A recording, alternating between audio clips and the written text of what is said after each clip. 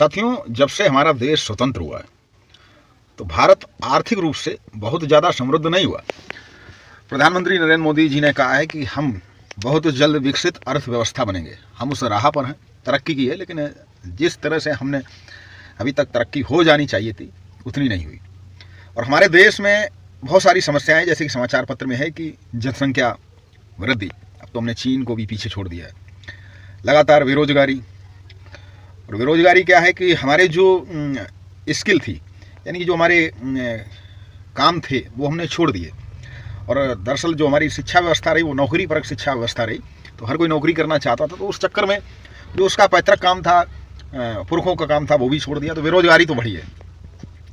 तीसरी बात, बढ़ती हुई महंगाई। महंगाई तो महंगाई है, इस पर तो बहुत सारी फिल्में भी बनी हैं। महंगाई का क्या हाल है, जिसके पास आमदनी नहीं है उससे आप पूछिए। और कृषि क्षेत्र पर आर्थिक निर्भरता व गुणवत्तापूर्ण शिक्षा की कमी।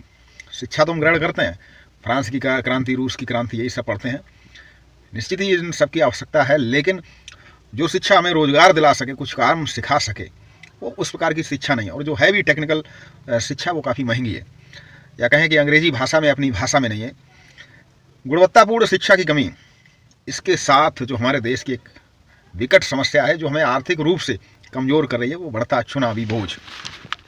तो देश के पहले आम चुनाव में प्रति मतदाता चुनाव लागत थी 60 पैसे, यानी एक व्यक्ति पर 60 पैसे का भार पड़ा था, जो वर्ष 2004 में हो गई 17 रुपये।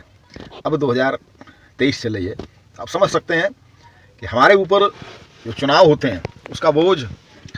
आनंद तो हम लेते हैं, लोकतंत्र का पर्व है, सभी लोग अपनी भागीदारी दिखाते हैं, देते हैं, लेकिन उसका बोझ भी आपने देखा होगा, चुनाव के बाद तुरंत सिलेंडर के या सब्जियों के, अनाजों के, सभी के दाम बढ़ जाते हैं।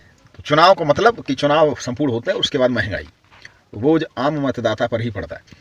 तो लेख ये था कि अब जो भारतीय हैं वो स्पष्ट बहुमत की सरकार बनाते हैं, खंडित जनादेश नहीं कि आज सरकार बनी और कल उन्होंने अपना सपोर्ट समर्थन ले लिया तो सरकार गिर गई और फिर से चुनाव। तो पब्लिक ने भी सोच लिया है कि बार बार चुनाव से अच्छा है कि किसी एक व्यक्ति को चुना जाए, कम से कम 5 साल तक उसकी सरकार रहे। तो खंडित जनादेश अब धीरे धीरे खत्म हो रहा है और पूर्ण बहुमत से अब सरकारें बनती हैं। खैर, चुनावी जो सरकार होती है और जो हमारा चुनाव आयोग होता है, उसकी कोशिश होती है कि वो एक लिमिट रखता है कि प्रत्येक जो भी चुनाव लड़ रहा है उसकी एक सीमा है खर्च करने की, और इस पर बाकायदा मॉनिटरिंग की जाती है, गाड़ियाँ चेक होती हैं, पैसे लेके लेन देन पर नज़र रखी जाती है। तो अधिक से अधिक एक लिमिट दी जाती है, इससे ज़्यादा चुनाव में खर्च ना हो, क्योंकि वो अप्रत्यक्ष रूप से कहीं ना कहीं आम मतदाता पर ही उसका बोझ बढ़ता है। तो ये ध्यान रखें, हम जो मतदाता हैं हमारी भी ये जिम्मेदारी बनती है कि ऐसा ना हो कि जो प्रत्याशी बहुत ज़्यादा खर्च कर रहा है हम उसको वोट दें। हम एक अच्छे और राष्ट्र के प्रति समर्पित और ईमानदार कर्मठ प्रत्याशी को ही चुने, ना कि दिखावे करने वाले, क्योंकि कहीं ना कहीं उसका बोझ हम पर ही पड़ेगा।